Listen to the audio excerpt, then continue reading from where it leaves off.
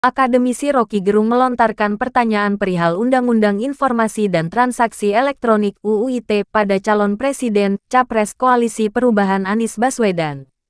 Tantangan demokrasi adalah UU ITE. Anda bayangkan kenapa saya ulas itu, karena saya akan kena undang-undang itu.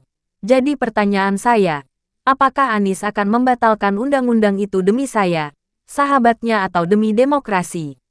Tanya Rocky dalam diskusi yang digelar Ikatan Keluarga Alumni IKA Universitas Negeri Makassar (UNM) di Hotel Four Points, Kota Makassar, Sulawesi Selatan, Sabtu, tanggal 18 November tahun 2023. Rocky menilai UU ITE ini menjadi momok bagi masyarakat. Ia pun mengambil contoh beberapa petani yang takut untuk mengabadikan gambar saat tanah mereka direbut pemerintah. Dia bilang ke saya, "Pak Rocky, kemarin ada orang pasang patok di kebun saya," bunyinya. "Ini proyek strategis presiden, maka mulai diinformasikan kalian mesti pindah dari situ. Itu mata pencarian mereka. Tanam singkong, tanam wortel." Ketika disebut UU ITE panik rakyat itu, ucap Rocky. Dia bertanya ke saya, kalau saya foto orang yang lagi nanam patok itu, saya kena UU ITE atau tidak?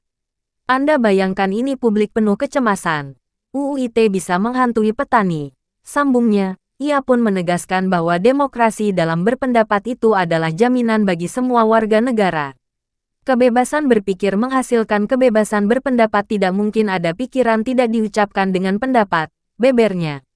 Jawaban Anies. Anies langsung menjawab pertanyaan Rocky terkait UU ITE. Anies menegaskan akan merevisi UU ITE jika dia menjadi presiden. Itu gampang ya. Itu akan direvisi. Itu akan dikoreksi. Kita sudah bilang berkali-kali, kata Anies. Anies menjelaskan bahwa kritik perlu untuk membentuk sebuah negara menjadi solid. Saya misalnya sebagai penyelenggara negara, ketika mendapatkan kritik saya harus menyiapkan argumen tambahan atas apa yang saya kerjakan. Saya harus mereview alasan kenapa semua ini harus dikerjakan, dan ketika kritik makin tajam, apa yang dikerjakan harus memiliki dasar yang lebih kuat. Membuat sebuah rencana kebijakan makin solid, kata dia. Diketahui, dua calon presiden capres hadir memaparkan gagasannya dalam acara Ikatan Alumni IKA Universitas Negeri Makassar (UNM) di Hotel Four Points by Sheraton Makassar, Sulawesi Selatan, Sulsel, Sabtu, tanggal 18 November tahun 2023.